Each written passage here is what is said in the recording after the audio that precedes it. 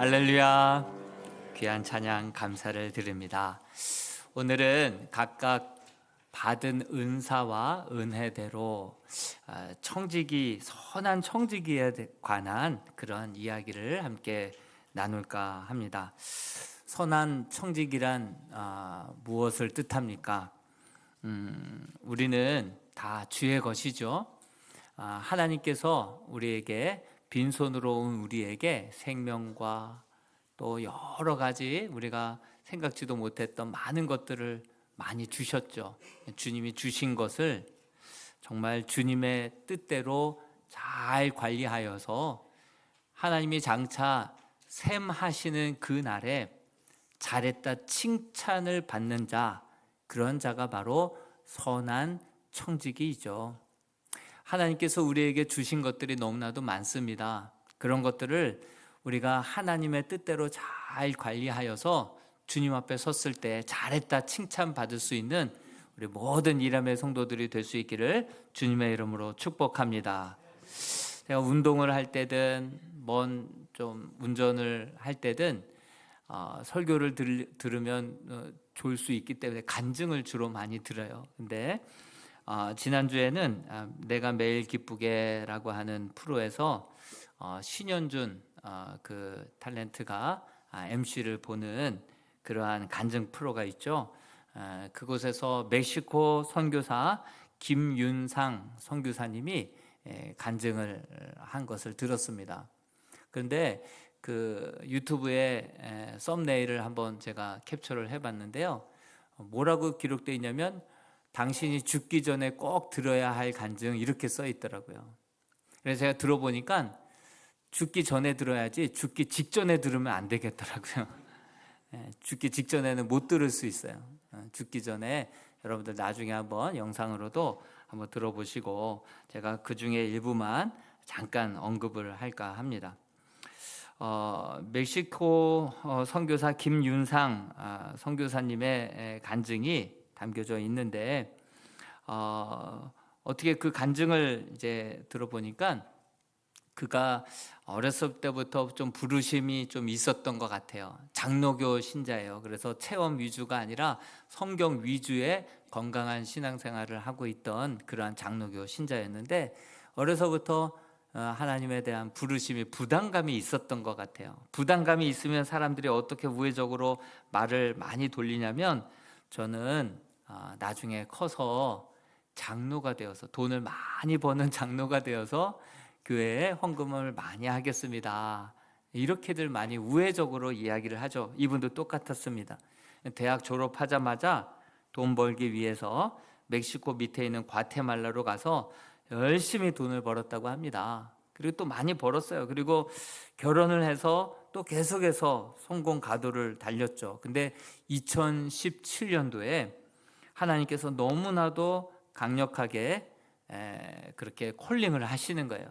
그래서 멕시코 선교사로 마음을 계속 두셔서 아내와 상의하고 우리 더 이상 주저주저 하지 말고 우리 한번 하나님의 부르심에 한번 순종하자. 그리고 온 가족이 멕시코로 선교사로 불현듯 떠나게 되었죠.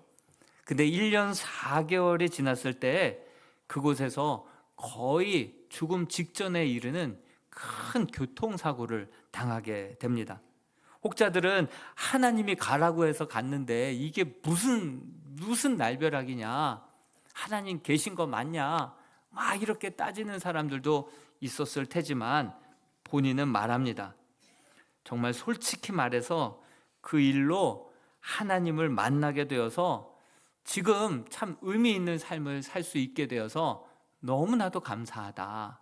다시 한번 생각해봐도 감사하다. 그런 고백을 하더라고요. 그리스도의 심판대 경험을 하게 됩니다.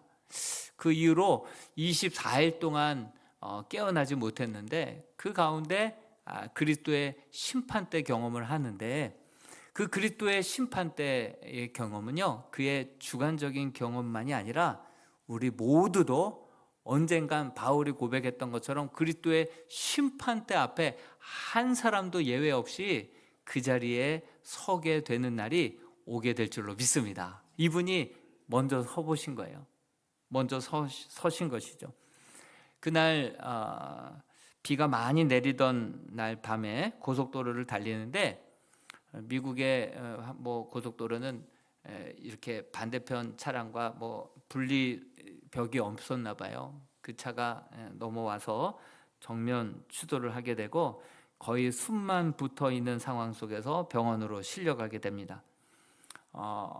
겉보기보다도 더 속이 많이 파열이 돼서 장기가 파열이 되고 피를 너무 많이 쏟고 손상된 장기들로 장폐색이 오고 폐혈증까지. 그래서 의사가 보기에 이제 곧 돌아가신다, 이렇게들 생각을 했었던 심각한 환자였다고 합니다. 이때 선교사님은 주님을 만나고 있었던 거예요. 그리스도의 심판대에 갔다 오는 경험을 이야기합니다. 근데 주님 앞에 딱 서는 순간 직감적으로 저분이 주님이다라는 것을 알게 되었는데, 주님을 보는 순간 첫 반응이 뭐였는지 아십니까? 예수님 진짜 살아계시네? 아니, 오랫동안 신앙생활했고 선교까지 간 사람의 입에서 솔직하게 주님 진짜 살아계시네? 이런 줄 알았다고 한다면 내가 진작에 너무 돈돈 하면서 살지 않았을 텐데, 이런 줄 알았다고 한다면 내 맘대로 이렇게 적당히 살지 않았을 텐데, 그런 생각이 순간 들면서 그렇게 눈물이 쏟아져 나왔다고 합니다. 이때 그곳에서 그리스도의 심판 때 이제 그 광경이 이제 펼쳐지기 시작합니다. 히브리서 9장 27절에 한 번 죽는 것은 사람에게 정해진 것이요 그 후에는 심판이 있겠다 말씀하신 것처럼 그리스도의 심판이 시작이 됩니다. 사탄 마귀가 옆에 서서, 또한 예수님 옆에 본인이 서서, 이렇게 세 분이 서서 그리스도의 심판대 앞에 서게 됩니다. 선교사님이 살아왔던 인생의 모든 광경들이 주마등처럼, 인생의 필름처럼 싹 지나가는데, 그럴 때 사탄 마귀가 그 장면을 볼 때마다 그 꼬투리를 잡아서 예수님 이거 보십시오, 예수님 이거 보십시오, 그때마다 꼬집어서 그렇게 참소하고 이간질하기 시작합니다. 이게 바로 예수 믿는 사람 맞습니까? 이게 지금 교회 다닌다고 하는 사람의 행동 맞습니까? 계속해서 참소하고 이간질을 했다고 합니다. 그때 느꼈던 수치심은 정말 다시는 경험하고 싶지 않은 그러한 수치심이었다라고 고백을 합니다. 그런데 그 수치심이 조금 지나자 이제 이 고소 고발, 이 참소가 끝나면 이제 나는 어떻게 될까 하는 순간, 이제는 지옥 판결을 받을 수밖에 없게 되겠구나, 극도로 큰 두려움으로 빠져들기 시작하더라는 것이죠. 부끄러움은 이내 곧 큰 두려움으로 그렇게 온몸이 사로잡히기 시작합니다. 그런데 이 장면을 보고 계시는 예수님은 한 말씀도 하시지 않더라는 것이죠. 저는 이때 요한복음 8장의 말씀이 생각이 났어요.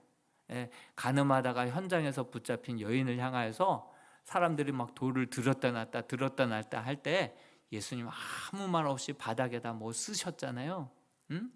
그러다가 너희 가운데 죄 없는 자가 돌로 치라, 그렇게 인자한 모습, 그런 모습이 떠올랐습니다. 근데 그 이후에 사탄 마귀가 계속해서 얘 도대체 뭡니까? 얘 뭐라고 잡고선 이렇게 놔주지를 않는 것입니까? 예수님께 계속 따지더라는 것이죠. 잠시 후에 펼쳐진 장면은 예수님께서 인정해 주시는, 인생에 있어서 예수님의 이름으로 행했던 일들이 그 다음 싹 펼쳐지는데, 마음 따뜻해진다 싶을 때 끝나더래요. 너무 빨리 끝나더라는 것이죠. 순간 억울했죠. 모태신앙이고 어려서부터 예배를 얼마나 많이 드렸고 선교도 갔었고 이런저런 봉사도 했었고 정말 많은 찬양과 기도를 올려드렸었는데, 어떻게 주님이 기억하시는 장면이 이렇게 금방 끝날 수 있는지 주님께 따지고 싶었지만 사람에게는 자기의 동기를 숨길 수 있었지만 주님께는 자기의 숨은 동기들을 숨길 수 없었어요. 그래서 주님의 이름으로 행했다고 했던 것들이 솔직하게 자기의 체면 때문에, 자기의 이름 때문에 칭찬을 받으려고 했던 것임을 자기가 알기 때문에 예수님 앞에 어떠한 말도, 숨은 동기까지 다 드러나는 그 순간에 어떠한 항변도 따지지도 물을 수도 없었다라고 고백을 합니다. 토탈 결론, 나는 죽을 죄인이다. 이거 부인할 수 없었던 결론이었다라고 고백을 합니다. 그런데 그 심판의 순간 이 선교사님이 살아남을 수 있었던 것은 단 한 가지 이유 때문이었다라고 고백을 합니다. 선교사님은 이렇게 말합니다. 그것은 바로 내가 예수님을 그리스도로 믿었기 때문입니다. 내가 예수 그리스도를 나의 구주로, 그가 나의 죄 때문에 죽으셨고 부활하신 사실, 그거 믿은 것 그 한 가지 때문에 내가 그 심판에서 면할 수 있었다라고 고백하고 있는 것입니다. 그곳에서는 심판자가 가지고 계신 그 기준만이 유효한데, 그것은 바로 예수님이 나의 구주인 것을 믿느냐 믿지 않느냐, 그 사실 하나만으로 심판을 면하게 되었다라고 고백을 합니다. 그러다가 24일 만에 깨어나게 됐어요. 그때부터 의사들이 계속해서 회진을 돌 때마다 깜짝깜짝 놀라는 거예요. 죽을 수밖에 없었던 사람인데 하루가 다르게 호전되는 것을 보고, 그것은 부모의 기도 때문이다 라는 소문이 병원에 파다하게 퍼지면서 그 부모는 이 병실 저 병실 쫓아다니면서 초대받아서 계속해서 기도를 해 주었다라고 고백을 합니다. 그분은 온전히 회복되어서 멕시코를 누비며 간증을 하고 복음을 전할 때마다 수많은 영혼들이 주께로 나오고 놀랍게 변화되는 그러한 은혜를, 내가 뭐 나으면 전해야지 이런 결단한 것도 없지만 그냥 자연스럽게 전하지 않고는 견딜 수 없는 마음에 그 멕시코를 복음으로 물들이고 있다라고 하는 그러한 간증이었습니다. 여러분, 이 그리스도의 심판 때 경험은 사도 바울도 했었죠. 그래서 사도 바울이 고린도후서 5장 10절에 이렇게 고백하고 있거든요. 같이 한번 읽어볼까요? 읽어봅니다. 시작. 이는 우리가 다 반드시 그리스도의 심판대 앞에 나타나게 되어 각각 선악간에 그 몸으로 행한 것을 따라 받으려 함이라. 이 사도 바울도 그리스도의 심판대, 그가 삼층천을 다녀왔고요, 죽었다가 살아났잖아요. 내가 내 몸 안에 있었는지 밖에 있었는지 그런 고백들을 하잖아요. 그리스도의 심판대 앞에 그가 섰을 때 행악간의 모든 필름을 그 앞에서 다 본 거죠. 그러나 그 모든 상황 속에서 예수 그리스도께서 나를 대신하여 죽으시고 부활하심으로 말미암아 내가 죄 사함을 받고 구원함을 얻게 되었다. 그 뒤로는 그리스도의 십자가만을 자랑하는 그 불같은 이방인의 사도가 되지 않았습니까? 그가 무엇을 강권적으로 이야기하고 있습니까? 고린도후서 같은 장 5장 14절과 15절에 이렇게 우리가 이제는 다시 산 우리는 이렇게 살아야 된다라고 강권하고 있는 것을 우리가 같이 한번 14절과 15절의 말씀도 같이 한번 읽어보겠습니다. 시작. 그리스도의 사랑이 우리를 강권하시는도다.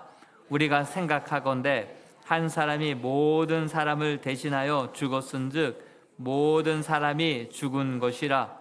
그가 모든 사람을 대신하여 죽으심은 살아있는 자들로 하여금 다시는 그들 자신을 위하여 살지 않고 오직 그들을 대신하여 죽었다가 다시 살아나신 이를 위하여 살게 하려 함이라. 아멘. 예수 그리스도의 죽으심, 다시 사심, 이것으로 말미암아 우리가 내 마음대로 내 감정 따라 내가 하나님이 되어서 내 하고 싶은 대로 살아가지 아니하고 이제는 나를 위해서 죽었다가 다시 살아나신 그 주님의 뜻을 위하여 살아가노라.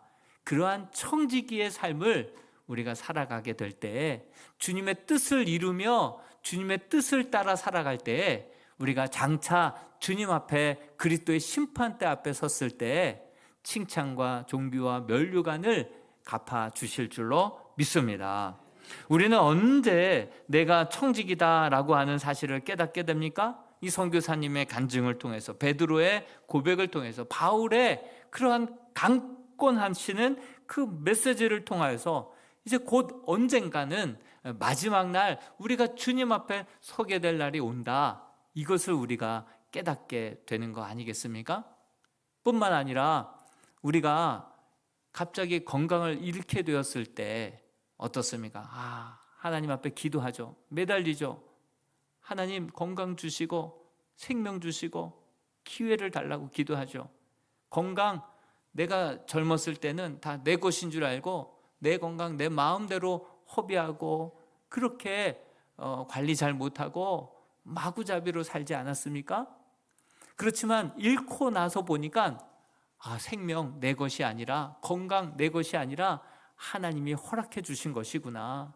내가 빈손으로 와서 빈손으로 가는 인생, 생명도 물질도 심지어 내 배 아파 낳은 그 자식까지도 내 소유로 알고 함부로 대했다가 상처 주고 신앙에서 떠나게 되고, 내 하나님께서 주신 선물로 알아야 되는데 상품으로 여기고 이래저래 좌지우지 하려다가 상처 주고 신앙에서 떠나고 그렇게 만들어버린 거 아니겠습니까? 우리가 청지기임을 겸손하게 알고 어떻게 시간을 관리할지 성경에 다 기록되어 있죠. 하나님께서 우리의 생명, 우리에게 맡겨주신 사명 어떻게 감당해야 될지 다 성경에 기록되어 있죠.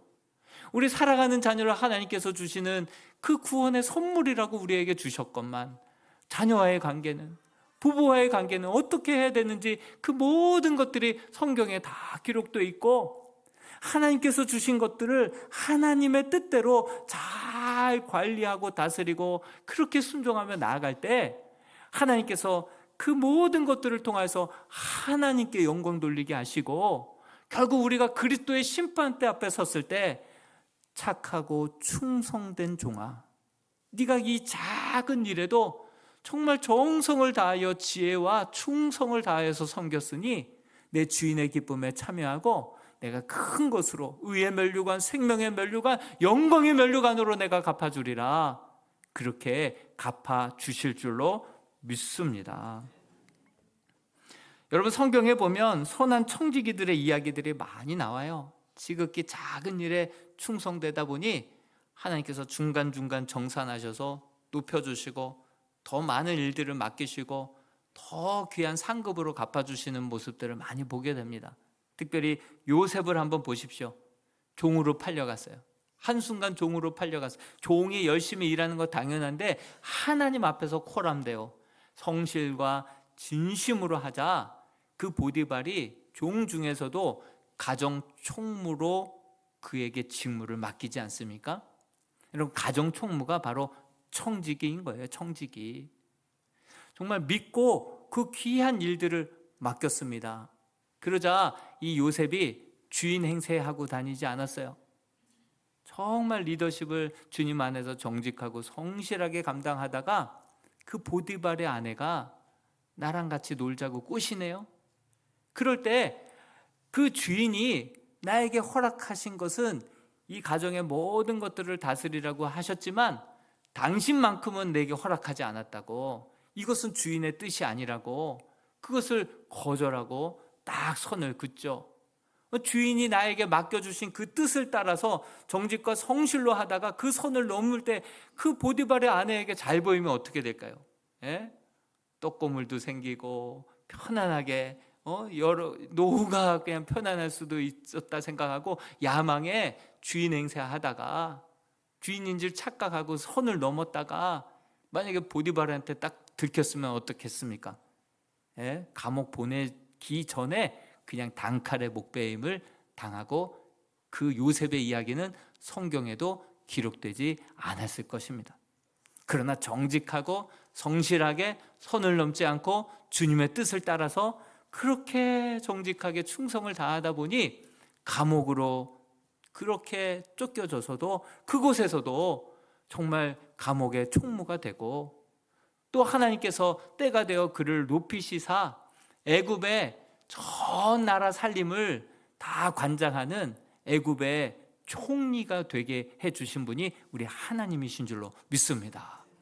그로 인하여서 민족을 구원하고 정말 하나님께 영광 돌려드렸던, 하나님의 이름을 드러냈던 그러한 청지기가 요셉 아닙니까?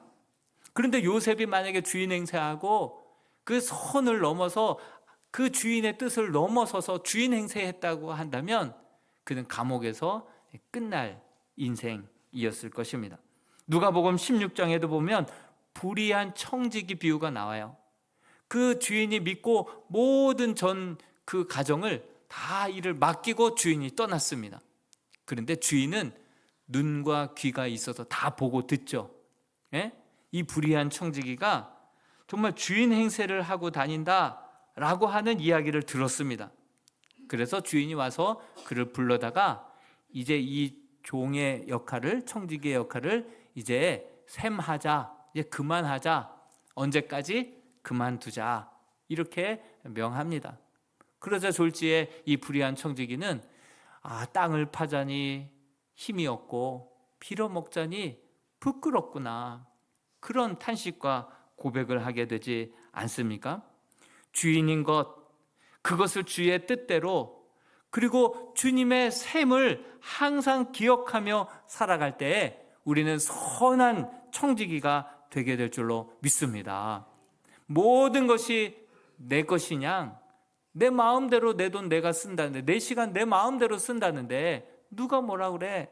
그래서 주인 행세하다가 하나님께서 한순간 그렇게 걷어가시면 그때서야 내가 불의한 청지기였구나 라는 것을 오롯이 깨닫게 되는 것이죠.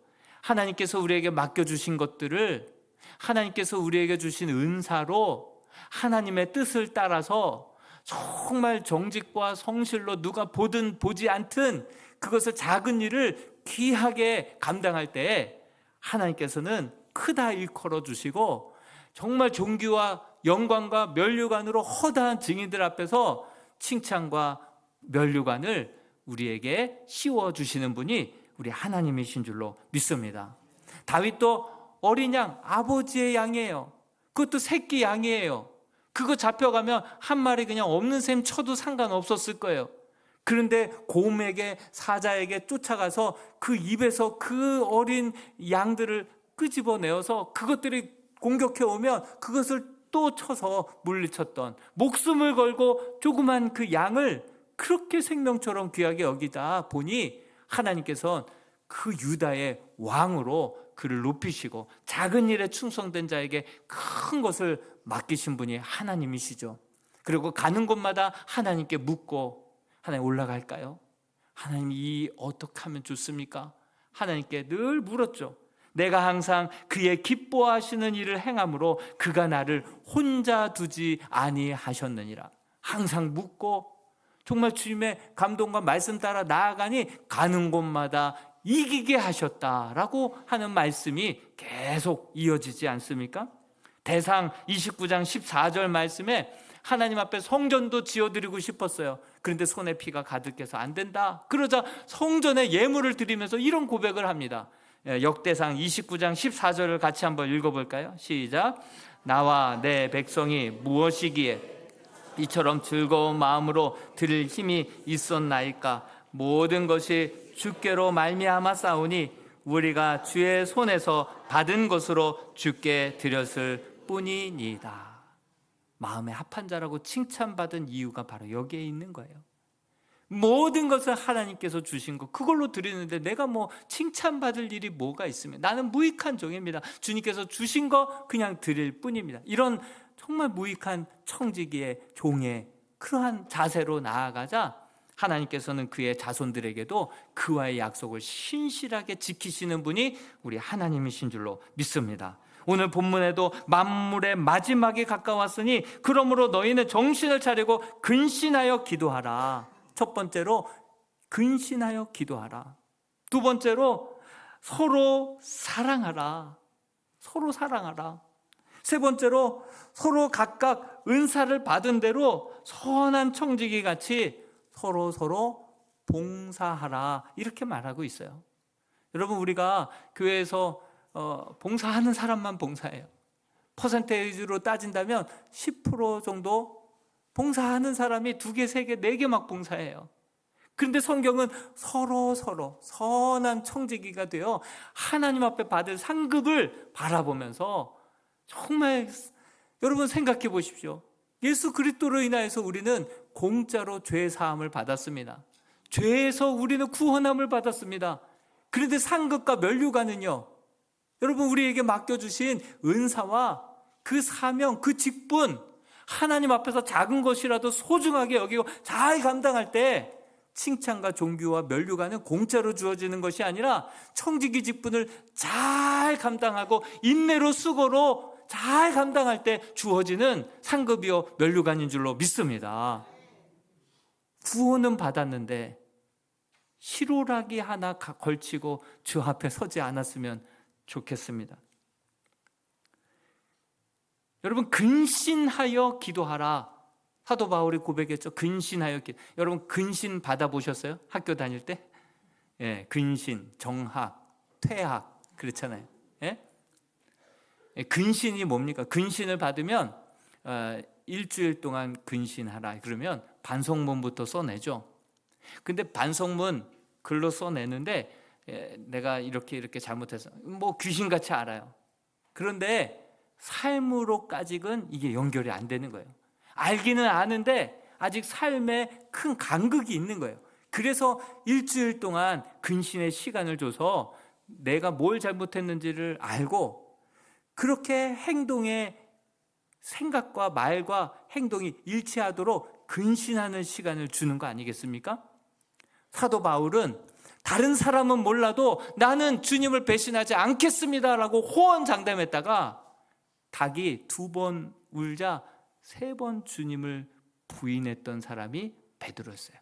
베드로 사도가 되어서 안디옥에서 이방인들과 막 식사하다가 그 할례 받았던 바울 일행이 선교 끝나고 도착하니까 깜짝 놀라서 이방인들과 식사했다는 것 들키면은 다른 사람들한테 안 좋은 소문이 돌 겁니다. 금방 일어나서 막 도망치다가 바울 눈에 딱 걸린 거예요. 외식하고 자기도 지키지 못하는 것을 유대인들에게 자꾸 짐을 짊어지려고 하고, 사도행전 10장에 보면 이방인들 그 먹지 못할 음식들 보자기 환상을 보고 이방인들에게 구원의 문이 활짝 열린 것을 봤음에도 불구하고 아는 것과 그의 말과 행동이 간극이 있는 거예요. 근신하여, 혼자 힘으로는 그렇게 못하니까 기도하라. 여러분, 내가 부름 받았어요. 하나님 받은 바 은혜가 있어요. 직분, 너무나도 귀한 직분 받았어요. 그래서 어떻게 행해야 된다는 거 알아요. 이렇게 해야 되고 저렇게 본을 보여야 되고 이렇게 지켜야 된다는 거, 이 귀한 사명 이렇게 받들어서 잘 감당해야 된다는 거 알아요. 그런데 안 되는 거예요. 어떻게 해요? 안 되는, 간극이 있어요. 간극이 있어요. 그래서 깨어 근신하여 기도할 때 결국 그 하나님 주신 은혜와 은사와 생각과 우리 말과 행동이 온전히 일치하여서 하나님 앞에 섰을 때 잘했다 칭찬받는 선한 청지기가 되는 줄로 믿습니다. 그래서 이 사도 베드로는 이렇게 몸부림치다가 깨어 근신하여 기도하고 서로 사랑하고 서로 정말 사랑하고 섬기고 이렇게 말을 할 때에도 주님께서 주시는 말을 하고 행동을 할 때에도 주님께서 주시는 은혜로 해서 말과 행동이 일치되어 하나님께 영광 올려드려라, 이렇게 고백하고 있는 것입니다. 여러분, 정말 이 베드로와 같이 마지막 숨을 거둘 때 예수님이 십자가에 못 박혀 돌아가셨는데 내가 어떻게 똑같이 예수님과 십자가에 못 박혀 돌아가실 수가 있느냐? 나는 거꾸로 달아달라. 그래서 결국은 거꾸로 매달려서 그의 언행이 일치가 되고 받은 바 은사와 은혜대로 몸된 교회를 맡겨주신 양떼들, 사람 낚는 어부가 되라, 정말 너희의 그 신앙의 고백 위에 교회를 세우리라. 맡겨주신 교회와 양떼들을 양심을 쫓아서 주신 은사와 은혜대로 잘 감당하다가 주님 앞에 서서 어떤 축복을 받는다 마지막으로 외치고 있습니까? 우리 끝으로 우리 베드로 전서 5장 4절 말씀을 읽고 마치겠습니다. 시작. 그리하면 목자장이 나타나실 때 시들지 아니하는 영광의 간을 얻으리라. 아멘. 우리 세 가지만 기억했으면 좋겠습니다. 주님의 것을 우리는 받았습니다. 그것을 잘 관리하라고 우리는 청지기 직분을 받았습니다. 그것을 정말 주님의 뜻을 따라서 잘 관리할 때 우리 주님께서 중간중간 정산하셔서 작은 일에 충성된 자에게 크고 귀한 일에 하나님께서는 더 맡기십니다. 그렇게 감당하다가 주님 앞에 섰을 때 정말 칭찬과 존귀와 영광의 관을 쓰게 되고 허다한 무리 앞에서 정말 귀한 상급과 칭찬과 존귀와 영광을 받을 수 있는 저와 여러분들이 다 될 수 있게 되기를 주님의 이름으로 축원드립니다. 우리 같이 한번 기도했으면 좋겠습니다. 이 찬양 가운데